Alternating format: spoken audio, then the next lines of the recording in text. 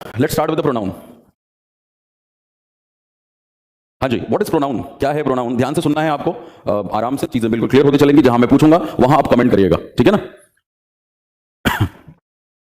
Pronoun जो है वो शब्द है जो नाउन की जगह इस्तेमाल होता है। ये बचपन से पढ़ रहे हो आप। हिंदी में इसे सर्वनाम कहते हैं क्योंकि नाउन नाम के लिए ही इस्तेमाल हो रहा था, राइट। सो प्रोनाउन की जो डेफिनेशन है वो क्या है कि pronoun is a word which is used at the place of noun. Pronoun वो शब्द है जो नाउन की जगह इस्तेमाल होता है।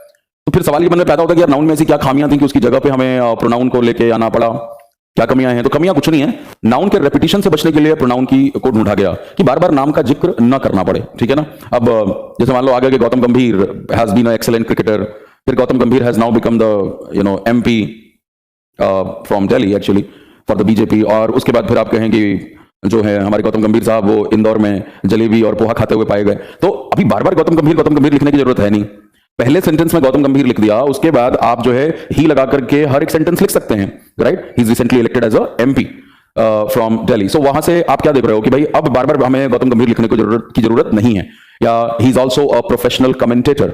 सो he is also professional commentator. जब वो इंदौर में कमेंट्री कर रहे थे और जब दिल्ली में एक मीटिंग थी और ये सब पता है आपको न्यूज, तो कहने का मतलब क्या कि गौतम गंभीर पहली लाइन में, उसके बाद ही करके हमने इस्तेमाल कर लिया। बार बार गौतम गंभीर लिखने की आवश्यकता नहीं है। तो नाउन के रेपिटेशन से बचने के लिए प्रोनाउन का इस्तेमाल किया जाता है। प्रोनाउन के चैप्टर को भी हम जिस तरीके से नाउन को कई सेक्शंस में हमने डिवाइड किया ज्ञान को, यहां भी बता दूं मैं ब्रॉडली हमारे पास 3 सेक्शन होंगे। सबसे पहले हम पढ़ेंगे प्रोनाउन के केसेस को, क्योंकि जितना भी कॉन्सेप्ट है प्रोनाउन के ऊपर बेस्ड या प्रोनाउन के ऊपर जितने भी रूल्स हैं वो सब इन केसेस की समझ के ऊपर ही बेस्ड होते हैं। और अगर आपको इन केसेस की समझ नहीं है तो फिर आपको चीजें रटनी पड़ती हैं, तुक्का मारना पड़ता है, आप गड़बड़ करते हैं। तो वो काम हम नहीं करेंगे, ठीक है। हम बिल्कुल सबसे पहले केसेस को समझेंगे, उसके बाद फिर आएगी चर्चा टाइप्स ऑफ प्रोनाउन की। फिर टाइप्स ऑफ प्रोनाउन समझोगे आप, जैसे हमने नाउन में जब टाइप्स समझ लिया तो फिर कोई रूल नहीं रटना पड़ा, सारे कॉन्सेप्ट दिमाग में पक्के हो गए। वैसे प्रोनाउन के टाइप्स को समझेंगे, शब्दों को आइडेंटिफाई करेंगे कि कौन सा शब्द किस तरह का प्रोनाउन है, उस प्रोनाउन का ये नाम क्यों पड़ा, उसका क्या फंक्शन होता है एक सेंटेंस में। और तीसरा चरण होगा फिर कॉन्सेप्ट्स का, और फिर चौथा चरण प्रैक्टिस सेशन। और यहां पे भी आपको नाउन की तरह 2 हैंडआउट जो है वो प्रैक्टिस करेंगे हम, करीब 120-30 के करीब क्वेश्चन क्लास में। तो ये हमारा पूरा का पूरा स्ट्रक्चर है। आइए शुरू करते हैं केसेस ऑफ प्रोनाउन। अगर हम केसेस की बात करें तो कौन कौन से केस है, या केसेस अभी छोड़ो, मैं कुछ बिल्कुल जनरल बात करूं आपसे। अगर मैं ये पूछूं कि first person singular number pronoun क्या है, first person singular number pronoun क्या है, तो जवाब क्या होगा? I. First person plural number pronoun क्या है, तो वी। ये फर्स्ट पर्सन के प्रोनाउन है। सेकंड पर्सन प्रोनाउन क्या है, that is you. Third person singular number masculine gender, पूरा पूरा बोल रहा हूं। Third person singular number masculine gender. Third person singular number feminine gender. Third person common gender plural number. And third person singular number neuter gender. Gender पढ़ के आ रहे हो नाउन में आप, 4 gender, masculine, feminine, common and neuter. अब ये हमारे हो गए प्रोनाउन के, इसको आप कहते हैं फर्स्ट पर्सन। अब फर्स्ट पर्सन किसे कहोगे भाई? बात करने वाला फर्स्ट पर्सन कहा जाता है। जिससे बात करते हो वो सेकंड पर्सन है, जिससे बात करते हो वो सेकंड पर्सन है, और जिसके बारे में बात करते हो उसे थर्ड पर्सन कहते हैं। मैं जरा हिंदी भी इसकी बोल देता हूं, लिखूंगा नहीं, बोल देता हूं, आपको नोट करना है आप कर लीजिएगा। आई जो है वो क्या है? मैं है। वी जो है हम है। मैंने क्या कहा? फर्स्ट पर्सन सिंगुलर नंबर मैं एक के लिए इस्तेमाल होता है, हम एक से ज्यादा के लिए है, वी। देखो बहुत सारे हमारे हिंदी भाषी राज्यों में उत्तर भारत के ये चलन देखने को मिलता है कि सिंगुलर में, मतलब अगर मैं बात करूं इधर आप लखनऊ से जब आगे बढ़ रहे होते हैं तो यहां पे सिंगुलर के लिए भी हम आ जाता है, हम जा रहे थे। तो हम जा रहे थे ये प्रयोग आप तब करोगे जब आप एक ग्रुप को एड्रेस कर रहे हो, या एटलीस्ट 2 लोगों को एड्रेस कर रहे हो। 2 होंगे तब हम कह सकते हैं, 2 हो, 4 हो, 40 हो तो हम कहा जा सकता है। बट अगर आप अपनी बात कर रहे हैं तो उसके लिए मैं इस्तेमाल होगा। तो ये बात करने वाले, मैंने तुमसे कहा कि वह फर्स्ट पोजीशन प्राप्त किया है, उसने या वह। तो मैं बात करने वाला हूं, किससे कह रहा हूं? तुमसे कह रहा हूं। किसके बारे में कह रहा हूं? उसके बारे में कह रहा हूं। मैंने तुमसे कहा कि वह देर से आएगी, तो मैंने तुमसे कहा वह देर से आएगी, राइट। तो ये पर्सन का पर्पस है। फर्स्ट पर्सन बात करने वाला सिंगुलर और प्लूरल। सेकंड पर्सन में आप देखोगे तो यहां पे सिर्फ यू है। अब ये बड़ी दिक्कत है, हमने शायद पहले भी बात की थी कि देखो संस्कृत और अंग्रेजी में जो थोड़ी सी गड़बड़ है, संस्कृत बिल्कुल साइंटिफिक है, यहां पे वो साइंस नजर नहीं आता। यहां पे चाहे आप मेल हो, फीमेल हो, किसी भी जेंडर से बिलोंग करते हो, सिंगुलर हो, प्लूरल हो, हमारे पास यू ही है। चाहे तुम हो, तुम सब हो, राइट, तुम पुरुष हो, महिला हो, यहां पे सिर्फ यू है। तो सेकंड पर्सन में सिर्फ एक प्रोनाउन है यू। और थर्ड पर्सन में क्या बोला मैंने? Singular number masculine gender. Singular number masculine gender third person, वह एक आदमी के लिए। फिर again singular number feminine gender third person, she, वह। फिर दे की हिंदी होती है वे, वह नहीं वे। तो ये थर्ड पर्सन प्लूरल नंबर और कॉमन जेंडर है। कॉमन जेंडर कौन से शब्द थे जो महिला और पुरुष दोनों के लिए कॉमन होते हैं, जानते हैं आप। चाहे हम एग्जांपल लिए थे डॉक्टर, इंजीनियर, स्टूडेंट, महिला हो पुरुष हो, शब्द यही है उनके लिए। तो that is what common gender. और इट जो है यह है, और दिस इज व्हाट इट, यह। ये न्यूटर जेंडर है, यानी बेजान चीजों के लिए इस्तेमाल होता है, और सिंगुलर है। सो ये हमारे सबसे पहले प्रोनाउन। और इसको कौन सा केस कहते हैं? This is called subjective case, subjective. और सब्जेक्टिव का ही एक और नाम क्या है? Nominative case. तो अगर कहीं नॉमिनेटिव लिखे तो आपको उसे कंफ्यूज नहीं होना, परेशान नहीं होना। कोई बात नहीं Rohit, thank you very much. अभी कमेंट ना करो भाई, पढ़ते हैं पहले। सब्जेक्टिव के बाद अगला आता है केस हमारे पास ऑब्जेक्टिव। बहुत इंपॉर्टेंट चीजें हैं ये, जैसे मैंने कहा सारा का सारा कॉन्सेप्ट इसी पर टिका हुआ है। फिर हमारे पास आता है पजेसिव, और फिर आता है लास्ट में इम्फेटिक। इम्फेटिक या इसी को हम कहते हैं, मतलब शब्द वही होगा, इम्फेटिक को ही आप कहते हो रिफ्लेक्सिव। ये हमारे अलग अलग केसेस हैं। अब जैसे मैं अगर आपसे भी पूछूंगा कि आई का ऑब्जेक्टिव केस क्या है, आपको भी बोलना नहीं है, मुझे पता है आप क्या बोलोगे, तो हम पूरा कमेंट और सब कुछ डिस्टर्ब नहीं करेंगे। अगर मैं ऑप्शन दूं कि मी, माई, माइन और माई सेल्फ क्या है, तो कुछ लोग आप में से मी बोलेंगे, कुछ माइन भी बोल सकते हैं, कुछ माई सेल्फ बोलेंगे, तो ये चलेगा हर तरह के बच्चे। और ये कब हो रहा है? क्योंकि आपने चीजों को रटा हुआ है। अब आपने रटी हुई चीज समझी नहीं होती, और जो समझी नहीं होती वो भूल जाती है, तो तुक्का मारना पड़ता है। यहां कुछ भी रटना नहीं है। और सबसे पहले हम ये समझते हैं कि आखिर इन केसेस की समझ की जरूरत क्यों है। आपको याद होगा हमने नाउन की क्लास में ये सेंटेंस लिखा था, राज लाइक्स सिमरन। बिल्कुल एक बेसिक सा स्ट्रक्चर समझाने के लिए इसका इस्तेमाल किया गया था, राज लाइक्स सिमरन।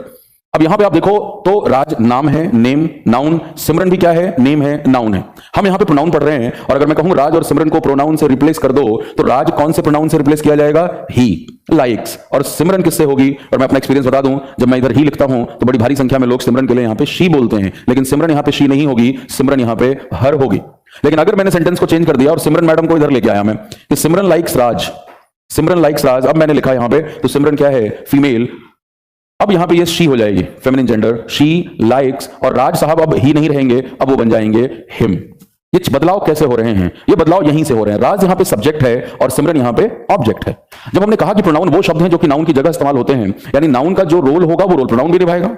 नाउन जब सब्जेक्ट और ऑब्जेक्ट दोनों में इस्तेमाल होता है तो प्रोनाउन भी सब्जेक्ट ऑब्जेक्ट दोनों में इस्तेमाल होगा। और इसीलिए जब कोई प्रोनाउन सब्जेक्ट के तौर पर इस्तेमाल होता है तो हम सब्जेक्टिव केस में उसको लिखते हैं, और जब कोई प्रोनाउन ऑब्जेक्टिव केस में इस्तेमाल होता है तो हम उसे ऑब्जेक्टिव लिखते हैं, और यहीं से ये नाम आया है। तो अब अगर मैं आपसे पूछूं कि भाई ई का ऑब्जेक्टिव केस क्या होगा, ही का ऑब्जेक्टिव केस क्या होगा, तो आपको पता है ही जब यहां ऑब्जेक्ट के तौर पर इस्तेमाल हो रहा है तो अब ये बन चुका है हिम। वैसे ही मैं अगर पूछूं आपसे कि शी का ऑब्जेक्टिव केस क्या होगा, तो आप तुरंत बताओगे कि सर हर होगा। अब यहां कोई कंफ्यूजन नहीं होगी कि आप मन में सोच रहे यार हिम था कि हिज था, क्योंकि मतलब पता लग रहा है। और अभी हिंदी मतलब इनका भी बताऊंगा, ही वह है, हिम उसको है, को ऑब्जेक्ट, मैंने उसको कहा, राइट, आई टोल्ड हिम, मैं वह कहा नहीं, वह की अंग्रेजी ही है। तो प्लेसमेंट दिखाएगा कि उसको कौन से केस में राइट करना है। ऐसे ही अगर हम आई की बात करें तो आई का ऑब्जेक्टिव केस क्या है? वो है मी, मुझे या मुझको। वैसे ही वी है, वी का ऑब्जेक्टिव केस क्या होता है? अस, मतलब हमें या हमको। अब ऐसे ही अगर मैं यू का पूछता हूं तो फिर क्लास में डिस्टर्बेंस तो सभी में होती है। कुछ लोग योर बोलेंगे, कुछ यू ही बोलेंगे, कुछ योर सेल्फ बोलेंगे, कुछ योर्स कह रहे, तो ये क्लैरिटी नहीं है। अगेन चेक कर लो रटना क्या है आपको। ये लाइन तो सुनी रहो बचपन से, आई लव यू, बड़ा प्यार है मुझे आप सभी से, तो आई लव यू, आई यहां पे क्या है भाई? सब्जेक्ट, लव वर्ब और you object. I love you and you love me, तो आ जाओ लिख लेते हैं उसे भी, यू लव मी। क्या बात समझ में आ रही है कि यहां पे यू क्या है? अब सब्जेक्ट है, लव वर्ब है, और अब ये मी क्या हो गया? ऑब्जेक्ट। अब ये ऑब्जेक्ट हो गया। तो यू चाहे सब्जेक्ट हो या ऑब्जेक्ट हो, यू में कोई परिवर्तन नहीं होता। हिंदी में परिवर्तन होगा बोलने में, ये वाला यू तुम है और ये वाला यू तुमको है, लेकिन अंग्रेजी में कोई फर्क नहीं है। और ये बिल्कुल बेसिक सेंटेंस है जो हम रोज इस्तेमाल करते हैं और बोलते हैं। लेकिन आई देखो, आई नहीं रह गया, आई जब ऑब्जेक्ट के रूप में आया, वर्ब के बाद आया, तो क्या हो गया? मी, और वही मी था यहां पे। तो यू में क्या लिखोगे? यू का ऑब्जेक्टिव केस आप यू ही लिखोगे। फिर बारी आती है दे की। अब दे में एक तो होता है देम, दूसरा होता है देयर। देम होता है उनको, so that is the objective case. और इट, अब इट के लिए भी अगेन एग्जांपल लेना पड़ेगा, और इसके लिए हम एग्जांपल लेंगे किसका? एक आपका सीरीज है, सीरियल है, जो कि एनटीवी बड़े लंबे समय से आ रहा है, भाभी जी घर पे हैं, आजकल ऐसे नाम के बड़े सारे बन जाते हैं। सो उसमें एक कैरेक्टर है सक्सेना जी का, आपने देखा होगा, सक्सेना जी जैसे ही थप्पड़ खाते हैं बोलते हैं आई लाइक इट। कोई किसी ने करंट का शॉट लगाया, बोलते हैं आई लाइक इट, बस वही लिख लो, I like it.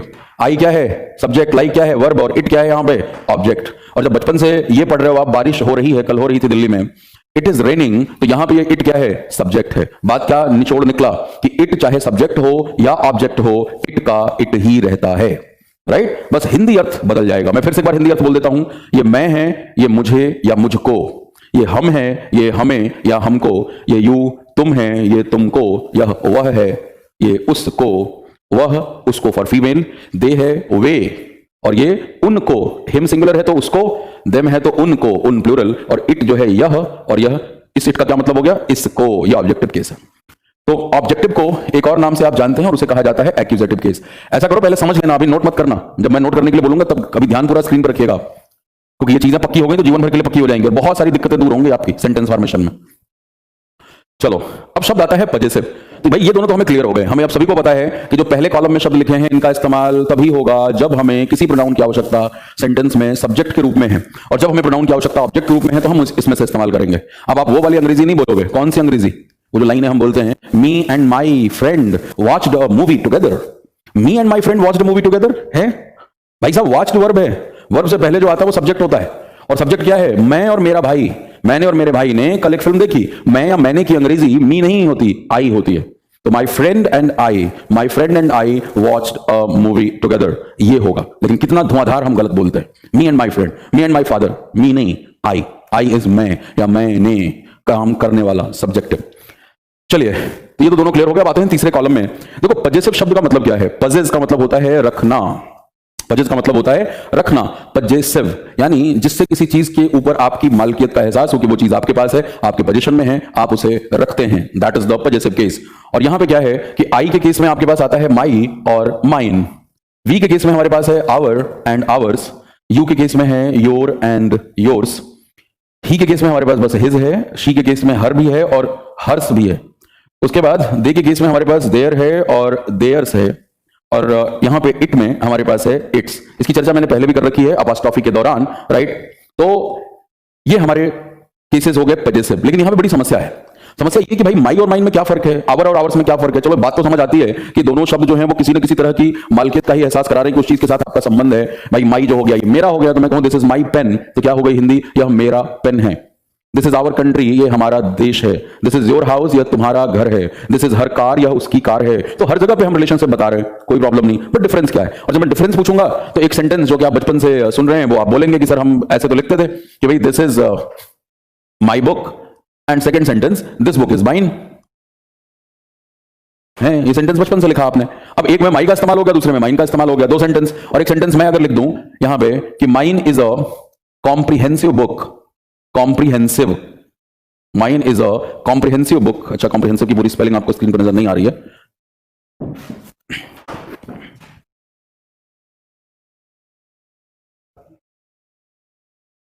Mine is a comprehensive book. अब यहां पे क्या देख रहे हो आप? मैं पूछूं कि भाई इन तीनों सेंटेंस में से कौन सा सेंटेंस गलत है, तो एटलीस्ट 90% लोग अभी लाइव क्लास में भी आंसर करेंगे। फिर मैं नाम लूंगा, टाइम खराब होगा, वो हम नहीं कर रहे हैं, आज पढ़ रहे हैं बस। ये कहेंगे सर हाँ ये तो देखा हुआ है, ये तो सही लग रहा है, बट ये सब थोड़ा अटपटा सा लग रहा है। Mine is a comprehensive book. 90 से 95% लोगों को ये गलत लगेगा। और आप बिल्कुल चिंता ना करें, ये आपको ही गलत नहीं लगता। मुझे याद है 2 साल पहले की, शायद 1 साल 1.5 साल पहले की बात है, मैं एक फैकल्टीज का डेमो ले रहा था। यहाँ दिल्ली में ऑल इंडिया से लोग फैकल्टी बनने आए थे। पिछली ऑर्गेनाइजेशन की बात है मेरी। तो वहां पे रिटन एग्जाम उन्होंने क्लियर किया। तो करीब 50 लोग इंग्लिश के फैकल्टी बनने आए थे दिल्ली में। और रिटन एग्जाम की शर्त ये थी कि जो पेपर था 50 क्वेश्चन थे, उसमें से आपको 50% मार्क्स स्कोर करने थे 30 मिनट के अंदर। तो वो काम जो है वो सिर्फ 6 से 7 लोग जो है वो कर पाए, जिनके सही थे, जिन्होंने 50% मार्क्स स्कोर किया। अब उनको लाया गया मेरे सामने डेमो के लिए। उसमें 5 से 6 सर लोग थे और एक मैडम थी। मैडम लेडीज फर्स्ट के तौर पे मैंने मैडम को कहा, मैडम चलिए बोर्ड पे जाइए, जो पढ़ाना है पढ़ाइए आप, मैं देखता हूँ क्या पूछना है मुझे। तो जाते ही उन्होंने वॉइस पढ़ाना शुरू कर दिया। वो पेपर वेपर लेके आई थी पूरा, जैसे वो स्कूल के टीचर्स पूरे अपने नोट्स प्रिपेयर करते हैं, आज का क्या लेसन होने वाला, उस तरीके से। तो वहां पे जो है कि वो जरूरी भी है भाई, एक्शन प्लान होता है, क्लास का स्ट्रक्चर होता है, लेकिन कॉम्पिटिटिव एग्जाम का मामला थोड़ा सा अलग है। यहाँ पे आपको हर एक चीज की समझ हमेशा तैयार होनी चाहिए, अगर आप अपने आप को फैकल्टी कहते हैं तो खैर मैडम ने पढ़ाना शुरू किया। मैंने उनको रोक दिया कि मैडम, और सब लोग वॉइस पढ़ाने आए थे, एसएससी के टीचर बनने आए थे, वॉइस पढ़ा रहे थे। मैंने कहा मैडम जरा मैं कुछ सेंटेंस बोल रहा हूँ, सेंटेंस लिखो आप। उन्होंने लिखा, पहला मैंने कुछ ऐसा ही बोला कि this is my watch, this watch is mine. ये दोनों सेंटेंस लिखा उन्होंने। मैं कहा बेटा इस दोनों सेंटेंस में क्या फर्क है? थोड़ी देर सोचा। मैडम ने कहा सर दोनों सेंटेंस जो हैं वो एक ही भाव व्यक्त कर रहे हैं, एक ही मतलब है दोनों का, एक ही मतलब को 2 तरीका है ये लिखने का बस। तो these are the 2 different structures to put forward the same idea. मैंने कहा ओके मैम। एक थर्ड सेंटेंस भी लिखो आप, जो आपने वॉच की बात की है, माई, आप उसी में लिखो mine is a beautiful watch. मैंने वो लिखवाया। फिर मैंने कहा मैडम ये सेंटेंस कैसा लग रहा है, सही है या गलत है? मैडम ने छूटते ही कहा सर गलत है। और बाकी सर लोग बैठे थे जिनको डेमो देने भी जाना था। उनके बाद मैंने उन लोगों से पूछा सर आप लोगों की क्या राय है तीसरे सेंटेंस के बारे में, सही है या गलत है? उन्होंने भी कहा सर गलत लग रहा है। बस हो गया डेमो। और क्या डेमो करना है? ज्यादा आपको इंटरव्यूज में ज्यादा समय मिलता है क्या? आप शुरुआत में जो लक्षण छोड़ जाते हैं, सामने वाले को आपका आइडिया लग जाता है। और बाद में जब मेरी बातचीत हुई उन लोगों से, पूरा प्रोसेस हो गया कि भाई रिजल्ट आपको बताया जाएगा, तो उसमें से कोई जो है किसी का पेपर कोई 3 साल से तैयारी कर रहा है, कुछ नंबर से पेपर रह गया, 2 नंबर से रह गया, तो 1.5 नंबर से रह गया। तो आप ये पहले देखो कि रह क्यों जा रहा है। आप टीचर बन गए तो वो वही है, चीजें रटी हुई हैं, समझ नहीं है।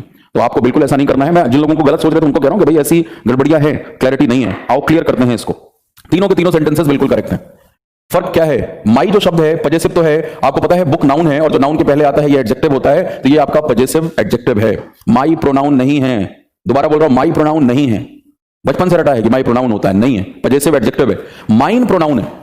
माइन जो है ये आपका पजेसिव प्रोनाउन है और ये माइन भी पजेसिव प्रोनाउन है। और प्रोनाउन किसकी जगह इस्तेमाल होने वाले शब्द है भाई? नाउन की जगह। नाउन का रोल क्या है? नाउन सब्जेक्ट और ऑब्जेक्ट दोनों का रोल निभाता है। तो भाई प्रोनाउन जब कहोगे तो प्रोनाउन भी तो सब्जेक्ट और ऑब्जेक्ट दोनों का रोल निभाएगा। यहां वाला जो माइन है ये सब्जेक्ट का रोल, दूसरा वाला जो है वो ऑब्जेक्ट का रोल। और इस माइन के अंदर क्या भाव छुपे हुए हैं? तो यहां छुपा हुआ है माई बुक। माई बुक लिखने के बजाय आप क्या लिख रहे हैं? Mine is a comprehensive book. Comprehensive का मतलब क्या? जिसके अंदर सब कुछ कवर होता हो, जिसमें हर एरियाज के बारे में डिटेल मैनर में बात हो, ऑल इंक्लूसिव, उसे कॉम्प्रिहेंसिव कहते हैं। राइट? बड़े शब्दों में फर्क है ना। कॉम्प्रिहेंशन समझ होती है, कॉम्प्रिहेंसिव जो सबको कवर करे, और एक होता है कॉम्प्रिहेंसिबल यानी जो समझने योग्य हो। इबल और एबल योग्य। तो ये तीनों के तीनों सेंटेंस यहां पे बिल्कुल सही थे। और अब इस ज्ञान से हम यहां पे बीच में खींचेंगे लाइन।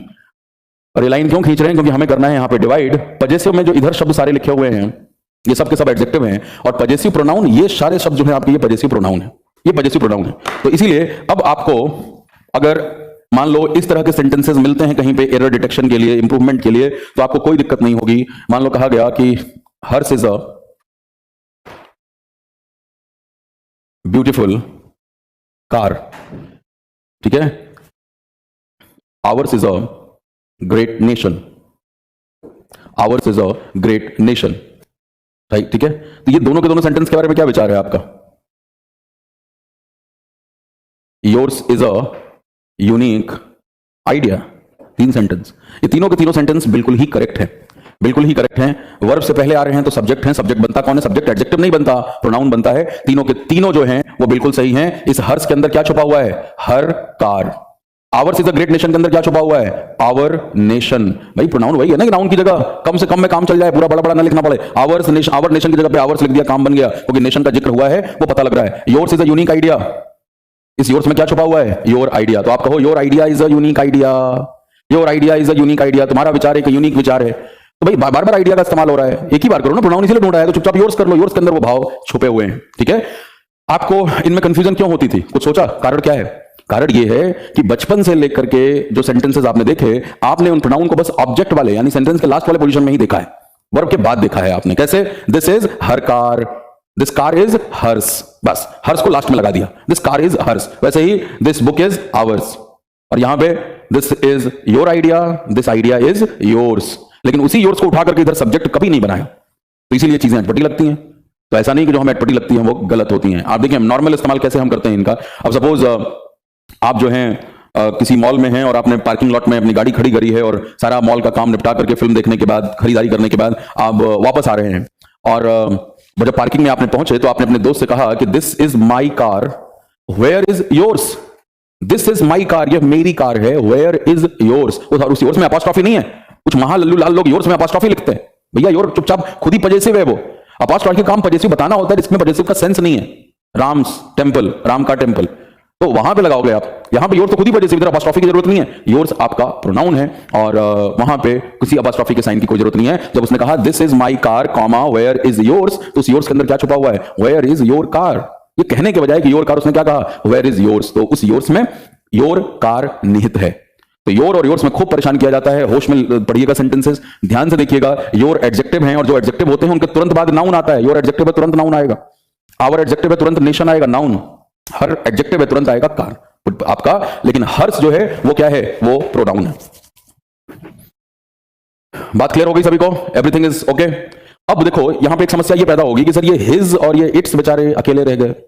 सभी की जोड़ियां तो मौजूद हैं यहां पे, सभी की जोड़ियां बिल्कुल सब्जेक्ट बन सकता है विवेक। यहां पे सभी की जोड़ियां मौजूद हैं हिज और इट्स को छोड़ करके। तो कारण क्या है? अगर आप माई का केस छोड़ दो तो आपको ये साफ नजर आ रहा है कि बाकी के केसेज में, चाहे वो आवर है, योर है, हर है या देयर है, इन एडजेक्टिव्स को प्रोनाउन बनाने के लिए हम इनके साथ जस्ट क्या कर रहे हैं? एस को ऐड कर दे रहे हैं। माई को तो माइन है, वो शब्द ही अलग है, लेकिन इनमें क्या देख रहे हो आप कि भाई एडजेक्टिव में एस जोड़ दिया तो प्रोनाउन बन गया, right? Yours, your, yours, her, hers, their, theirs, HEIR। और यहां पे क्या नजर आ रहा है कि हिज और इट्स जो है वो बेचारे पहले ही एस से एंड हो रहे हैं। तो अगर इनमें भी एक और एस जोड़ देते तो ये शब्द क्या बन जाता है? हिस। मल्लिका शेरावत की एक फिल्म आई थी हिस नाम से, शायद अजगर बनी थी, सांप बनी थी कुछ, राइट? ये हिसिंग साउंड क्रिएट करेगा, और इस हिसिंग साउंड की वजह से, क्योंकि ये हिसिंग साउंड है, उसकी वजह से आप उसमें एस नहीं लगाते। एक पहले स्टार वन चैनल हुआ करता था, उस पर प्रोग्राम आता था, कोई है, कोई हॉरर सा सीरियल था वो, कोई है, तो एस के बाद एच बड़ा लंबा सा, उसी को हिसिंग साउंड कहते हैं। तो ये कारण है कि यहां पे हमने एक और एस नहीं ऐड किया, और वही प्रॉब्लम इट्स में भी है, क्योंकि इट भी एस से एंड हो रहा है। लेकिन यहां पे थोड़ी सी और कंफ्यूजन है। क्या कंफ्यूजन है? आइए दूर करते हैं। जैसे मैं कहूं आपसे कि दिस इज हिज बुक।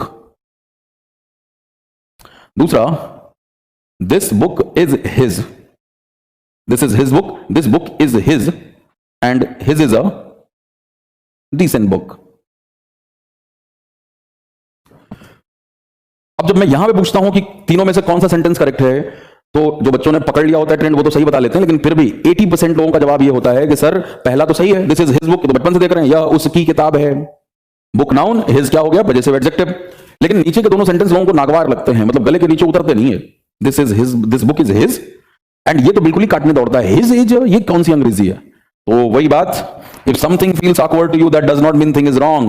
अगर कोई चीज आपको awkward लगे तो उसका ये मतलब नहीं कि वो चीज गलत होती है। It simply corresponds that you are unfamiliar with that. ये सिर्फ ये बताता है कि आप उससे परिचित नहीं थे, आज परिचय हुआ है। तो हो गया परिचय। अब आपका क्या परिचय हुआ कि ये हिज जो है ये एडजेक्टिव है, कोई दिक्कत नहीं भाई।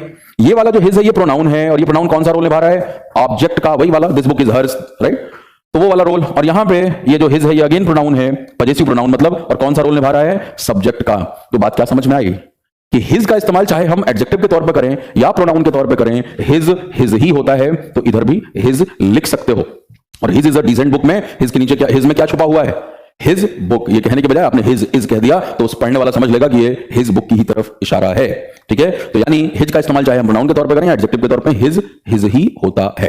प्रोनाउन है तो सब्जेक्ट और ऑब्जेक्ट दोनों का रोल निभाएगा। और अब बारी आती है इट्स की। तो जब मैं हिज बता देता हूं तो मैं इस पे सवाल पूछता हूं कि भाई जैसे देखो हिज एक ही स्पेलिंग है लेकिन रोल दोनों ही निभा रहा है, प्रोनाउन का भी और एडजेक्टिव का भी, तो इट्स की भी स्पेलिंग एक ही रहेगी, ये भी दोनों रोल निभाएगा कि नहीं। अरे दबा के बच्चे आंसर करते हैं, यस सर बिल्कुल, इट्स भी प्रोनाउन का रोल निभाएगा। माता जी का जगराता नहीं चल रहा, सबको जिंदाबाद करना है इधर, जय माता दी नहीं करना, देखना है कि लिटरली होता है क्या। तो आ जाओ, बस एक लाइन लिखेंगे समझ में आ जाएगी कि होता है कि नहीं होता है। भाई हमने कहा इट्स एडजेक्टिव है तो इस चीज को हम जस्टिफाई कर सकते हैं। जब मैं कह रहा हूं कि इट्स कलर इज ब्लैक तो ये बिल्कुल ओके है भाई। कलर नाउन ये हो गया, एडजेक्टिव इसका रंग काला है, ये मार्कर है मेरे पास, इट्स कलर इज ब्लैक। लेकिन आप क्या दावा कर रहे हैं कि नहीं साहब इट्स प्रोनाउन भी हो जाएगा, जैसे हिज प्रोनाउन है तो भाई प्रोनाउन होगा तो सब्जेक्ट बनेगा ना, तो बनाओ सब्जेक्ट, बना दिया सब्जेक्ट।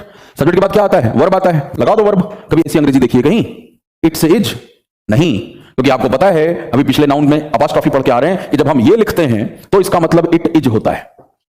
इट इज ये कॉन्ट्रैक्टेड फॉर्म है, ये कॉन्ट्रैक्टेड फॉर्म है, छोटा किया हुआ फॉर्म है, ये इट इज होता है, इट्स इज नहीं होता। तो बात क्या समझ में आई कि भाई इट्स सिर्फ पजेसिव एडजेक्टिव होता है, इट्स पजेसिव प्रोनाउन नहीं होता। तो यहां पे ये जगह रहेगी खाली। ठीक है, जबकि इट आपको समझ में आ चुका है कि इट चाहे आपका प्रोनाउन हो या सॉरी सब्जेक्टिव केस हो या ऑब्जेक्टिव केस हो, उसमें कोई दिक्कत नहीं होती, इट इट ही रहता है। और इट्स जो है विदाउट अपोस्ट्रोफी वो सिर्फ पजेसिव एडजेक्टिव है, राइट, वो प्रोनाउन का रोल नहीं निभाता। तो यहां तक कोई कंफ्यूजन नहीं होनी चाहिए। अब प्रिंस जय हिंद का रिप्लाई कर दिया भाई, बिल्कुल Shivam you are great sir ji. अब पता चल रहा है आप एक एक चीज को बहुत स्मूथली समझाते हैं, चलो बहुत बढ़िया। तो कोई कंफ्यूजन हो यहां तक तो पूछे, तब मैं चर्चा करूंगी। ये चर्चा इसकी होगी हमारी एम्फैटिक और रिफ्लेक्सिव की, क्योंकि देखो ये दोनों कॉलम थोड़े से मुश्किल वाले हैं। कैसे मुश्किल वाले हैं, यहां नाम तो एक है, शब्द दो दो हैं। आज ये जिंदगी भर बड़ा पुराना कचरा था, ये मुझे पता है। आज बीइंग मैं आपका सफाई कर्मचारी, मैंने इसको साफ किया है आपके लिए। अब इधर भी अभी सफाई करूंगा। यहां क्या देखोगे, ऊपर हेडर में तो दो शब्द लिखे हैं, एम्फैटिक और रिफ्लेक्सिव, लेकिन एग्जाम्पल में एक ही शब्द होंगे। सर पढ़ा बहुत पर पहला समझा पहली बार, विवेक कह रहे हैं। ओहो दिल ही जीत लिया, क्या बात है, लव यू भाई लव यू। पूजा सर आज तक ऐसी इंग्लिश नहीं पढ़ी, आज ग्रेट सर दोबारा।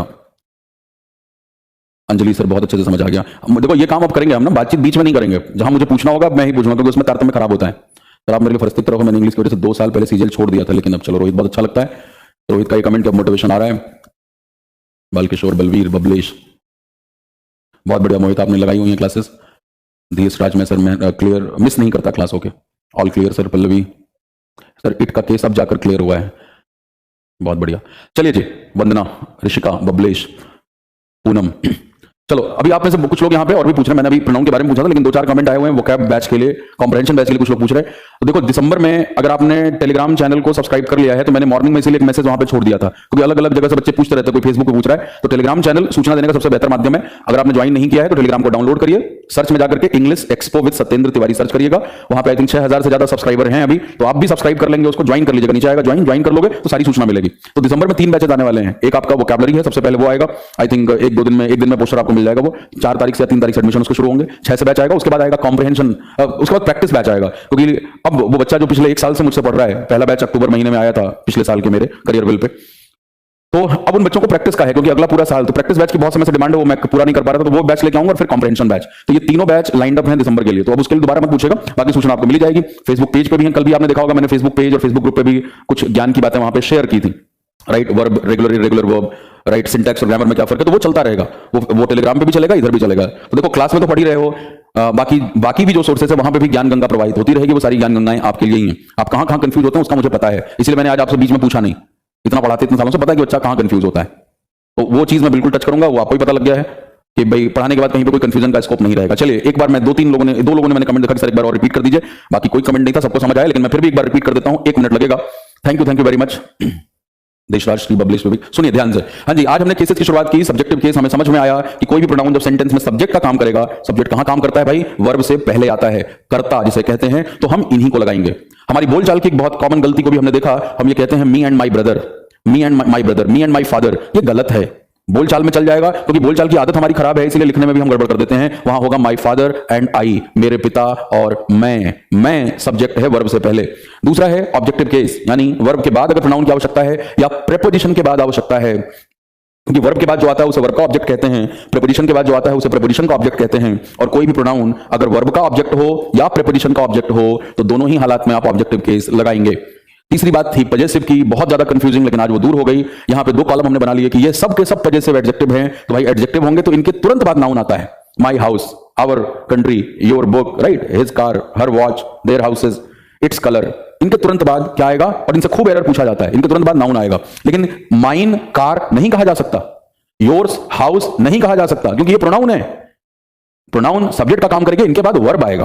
तो हमने सभी के साथ mine is, hours is, yours is लगाया, और वहां पे समझ में भी आया हमें कि भाई इसके अंदर वो नाउन निहित है। अगर कोई कह रहा है कि yours is a unique idea, तो वहां पे योर्स में के अंदर योर आइडिया छुपा हुआ है। अब हम उसको खोल देते तो क्या बोलते हैं, your idea is a unique idea. 2 bar idea शब्द लग रहा है, रिडंडेंसी हो रही है, सुपरफ्लस हो रहा है, पूरी की पूरी लाइन, जरूरत से ज्यादा शब्दों का प्रयोग कर रहे हैं। हमने प्रोनाउन इसीलिए ढूंढा है कि नाउन के इस्तेमाल से बचें, दोबारा आइडिया का इस्तेमाल करने की क्या जरूरत है। Yours is a unique idea लिख दो, समझ में आ गया कि योर्स के अंदर योर आइडिया ही छुपा है। इसमें हिज और इट्स का केस थोड़ा सा और पिकुलियर था। सबसे पहले आपको यह समझाया कि इन कोई जगह हमने खाली क्यों छोड़ी थी, बाकी सभी में तो एस जोड़ करके हम बना रहे थे प्रोनाउन, ये एस से ही एंड हो रहा था। इधर आर थे तो एस लगाया जा सकता था, एस से एंड होता, फिर एक और एस लगाते, डबल एस, अजीब सा साउंड करता है वो। तो हमें क्या समझ में आया कि हिज देखने में अकेला है, लेकिन रोल एडजेक्टिव का और प्रोनाउन का दोनों निभाता है। और अब अखबार जब पढ़ोगे आप देखना, अब ऑब्जर्व करना, और मंडे को मुझे बताना कि सर ये जगहों पे मेरे को सेंटेंस मिले। इतने सेंटेंस होते हैं, माइन इज, हिज इज।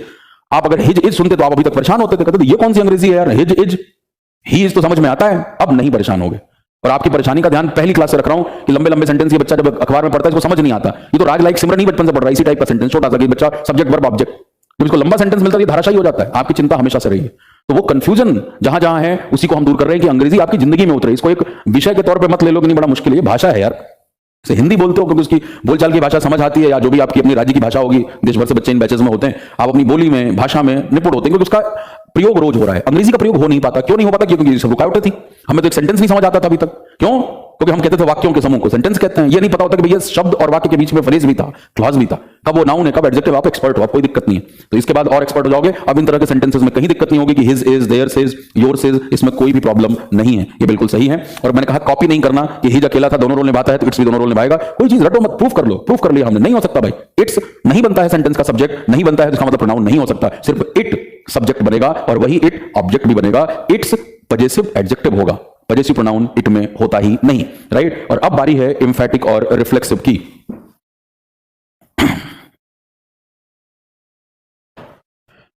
चलो,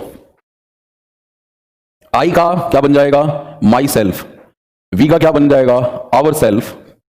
और यहां पे आवर सेल्व्स भी ये बन सकता है क्या, बिल्कुल नहीं बन सकता। यहां पे सिर्फ आवर सेल्व्स हो सकता है। क्यों हो सकता है, क्योंकि वी प्लूरल है, वी प्लूरल है, तो आवर सेल्फ जैसा कोई शब्द नहीं होता। आप क्योंकि बोलते और लिखते हैं इसलिए मैंने पहले लिखा फिर उसको मिटाया अपने हाथों से ही कि नहीं होता। आज से क्लियर कर लो, आवर सेल्फ जैसा कोई शब्द नहीं है, आवर सेल्व्स है। और बचपन से आप पढ़ रहे हैं कि जब शब्द का एंड वी या वी से होता है तो प्लूरल कैसे बनता है, उसको हटा करके सॉरी एफ या एफ ई से होता है तो एंड प्लूरल कैसे बनाते हो, V S, wife wives, W I F E को W I V E S, वैसे ही सेल्फ को वी ई एस करके प्लूरल कर दिया, आवर सेल्फ। अब बारी है यू की। यू में ये दोनों लिख लोगे, योर सेल्फ भी और योर सेल्व्स भी। अकेला केस, ही के मामले में ये होगा हिमसेल्फ, शी के मामले में होगा, शी के केस में होगा ये हर सेल्फ, और दे के केस में क्योंकि दे प्लूरल है ना, वे, तो यहां पे भी देम सेल्व्स करना पड़ेगा। देम सेल्फ कोई शब्द नहीं होता, देम सेल्व्स होता है। और इट के केस में ये क्या होगा भाई, ये होगा इट सेल्फ, राइट, ये होगा आपका इट सेल्फ।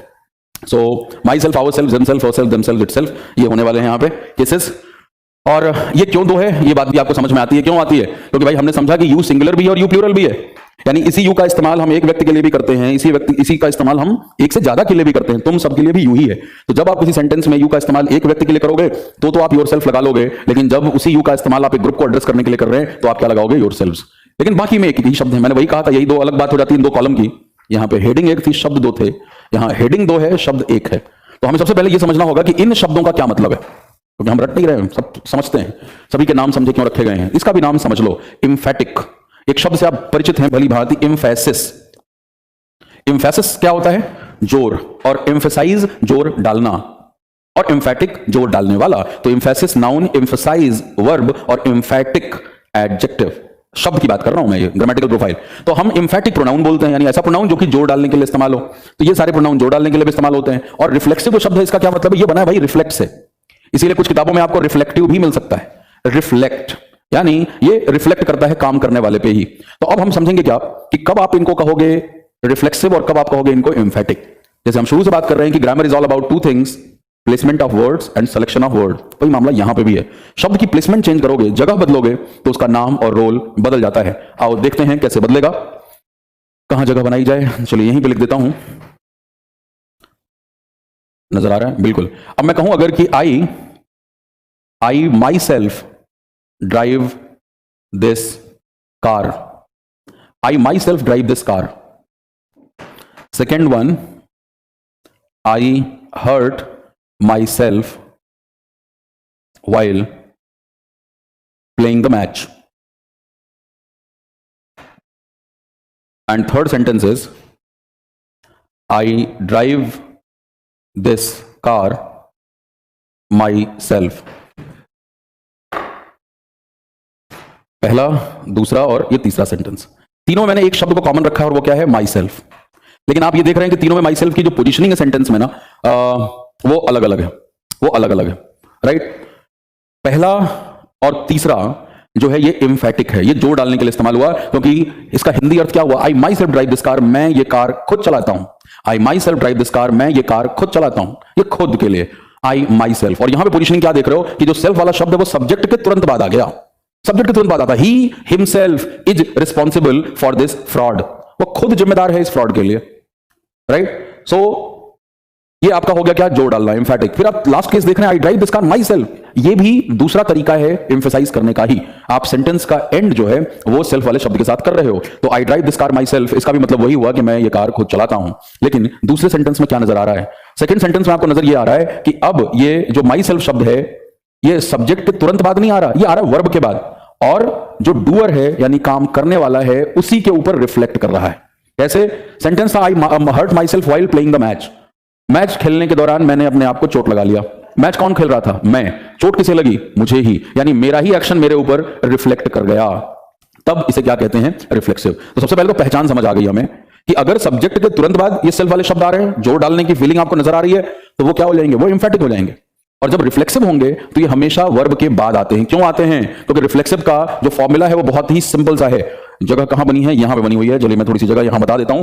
देखो रिफ्लेक्सिव के केस में क्या होता है, जो डूअर ऑफ द एक्शन है, डूअर ऑफ एक्शन और receiver of action, receiver of action ये क्या होते हैं, ये सेम होते हैं, तभी हम क्या कहते हैं, रिफ्लेक्सिव केस का इस्तेमाल।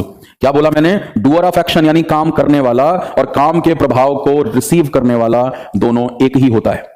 तो वही तो था यहां पे, मैंने किसको चोट लगाई, मुझे ही, मैं ही खेलने वाला भी हूं और उस खेल का असर, उसी का एक प्रभाव चोट लगना, वो भी कौन है, वो भी मैं ही हूं। तो भाई डूअर को ही आप क्या कहते हैं, सब्जेक्ट कहते हैं, कर्ता काम करने वाला, और रिसीवर कौन होता है, जो वर्ब के ब्रंट को सहने वाला है, सेकंड एंड पे जो उस एक्शन को रिसीव कर रहा है उसी को ऑब्जेक्ट कहा जाता है। आप तो समझदार है, आपको पता है, ऐसा नहीं कि वर्ब के बाद आने वाला हर शब्द ऑब्जेक्ट होता है। पहली क्लास में एग्जांपल लिया था हमने, वर्ब के बाद आने वाला हर शब्द ऑब्जेक्ट नहीं होता, वर्ब के तुरंत बाद एडजेक्टिव भी आता है। भाई he is good, is verb है, गुड एडजेक्टिव है, राइट।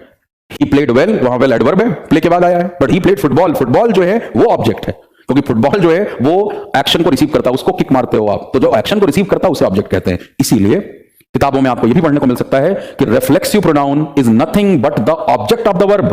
रिफ्लेक्सिव प्रोनाउन कुछ और नहीं होता, वर्ब का ऑब्जेक्ट ही होता है, क्योंकि जब भी ये सेल्फ वाले शब्द वर्ब के तुरंत बाद आएंगे तो उन्हें हम रिफ्लेक्सिव प्रोनाउन कहेंगे। ये इनका परिचय है, राइट। अब इसको आप नोट कर लीजिए। अभी जो इनके फंडे हैं, जो इनके कॉन्सेप्ट्स हैं रिफ्लेक्सिव प्रोनाउन, एम्फैटिक प्रोनाउन के, उनकी चर्चा हम करेंगे। तो आज की क्लास का पर्पस यही था कि मैं आपको कम से कम आज केसेस को ब्रीफ कर दूं, समझा दूं। अब इन केसेस का इस्तेमाल क्वेश्चन में कैसे होता है वो हमें पता है, वो तीसरा पड़ाव है। आज पहले ये साफ किया हमने मामला, जो भी कंफ्यूजन थे अपने को क्लियर किए। अब अगला जो हमारा सेकंड सेक्शन होगा वो टाइप्स ऑफ प्रोनाउन होंगे, हम उनको पहचानेंगे कि कौन सा प्रोनाउन किस तरह का है, क्या उनका काम है। और तीसरे सेक्शन में आएंगे रोल, ठीक है। और तब इनसे भी जुड़े पूरे कॉन्सेप्ट, कैसे क्वेश्चन पूछे जाते हैं, बहुत इंपॉर्टेंट कॉन्सेप्ट है रिफ्लेक्सिव प्रोनाउन। क्योंकि कुछ हमारे वर्ब ऐसे हैं जो हमेशा ही रिफ्लेक्सिव प्रोनाउन लेते हैं, कब नहीं लेते उनके भी केसेस देखेंगे। कुछ ऐसे वर्ब हैं जो एक मीनिंग के लिए तो लेते हैं लेकिन दूसरे मीनिंग के लिए नहीं लेते। जैसे बड़ा इंटरेस्टिंग शब्द है अक्विट, ACQUIT।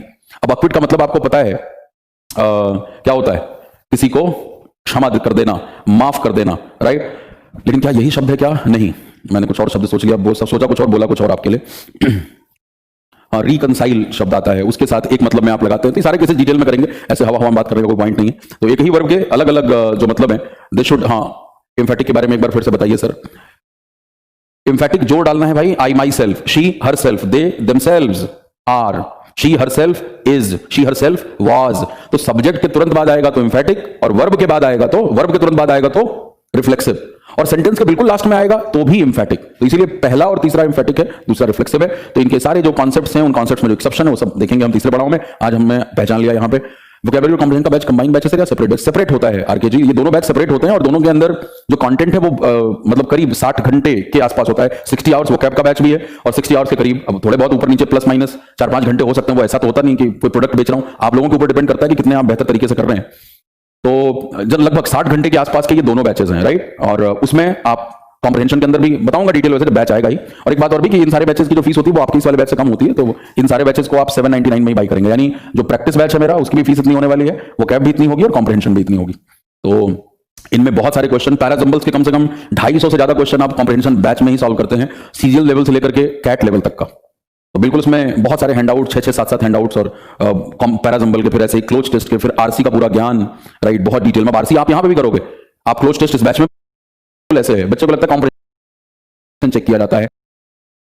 Thank you very much. अब मैं रखता हूं, इतने प्यार की